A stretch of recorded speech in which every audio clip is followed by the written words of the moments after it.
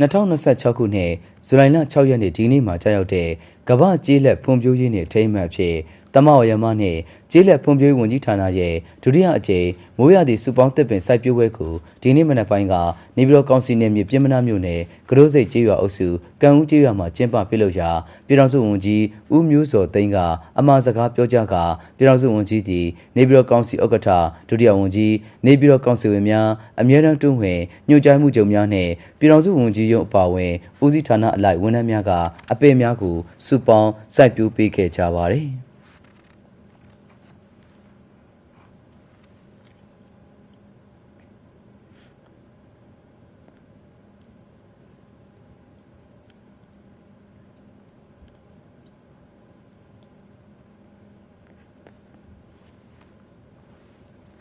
ဆက်လက်ပြီးပြည်တော်စုဝန်ကြီးနေပြည်တော်ကောင်စီဥက္ကဋ္ဌနဲ့တာဝန်ရှိသူများဟာကံဦးကျေးရွာခြေခံပညာမူလတန်းတော်ကျောင်းအတွင်းကျေးလက်ဒေသဖွံ့ဖြိုးတိုးတက်ရေးဦးစီးဌာနခြေခံပညာဦးစီးဌာနပြည်သူ့ကျန်းမာရေးဦးစီးဌာနတို့ပူးပေါင်းပြီးရေးပေးဝေရေးတကူရေးတန်ရှင်းရေးကျန်းမာတန်ရှင်းလုပ်ငန်းများဆောင်ရွက်နေမှုအခြေအနေများကိုကြည့်ရှုခဲ့ပါတယ်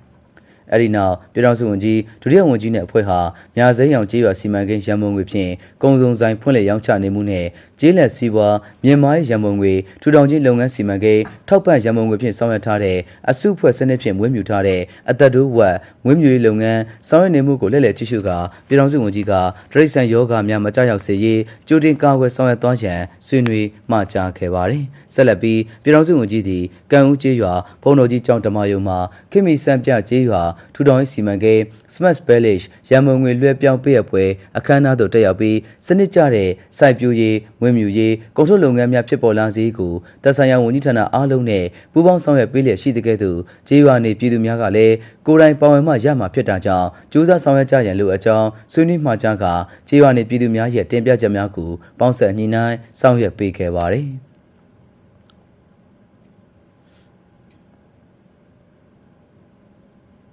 အဲဒီနောက်ပြည်တော်စုဝန်ကြီးကကံဦးကျေးရွာအတွက်ခေမီစံပြကျေးရွာထူထောင်ရေးစီမံကိန်း Smart Village ရန်ပုံငွေ7,600,000ကိုကျေးရွာကော်မတီဝင်များထံလွှဲပြောင်းပေးရခဲ့ကြောင်းသိရှိရပါတယ်ခင်ဗျာ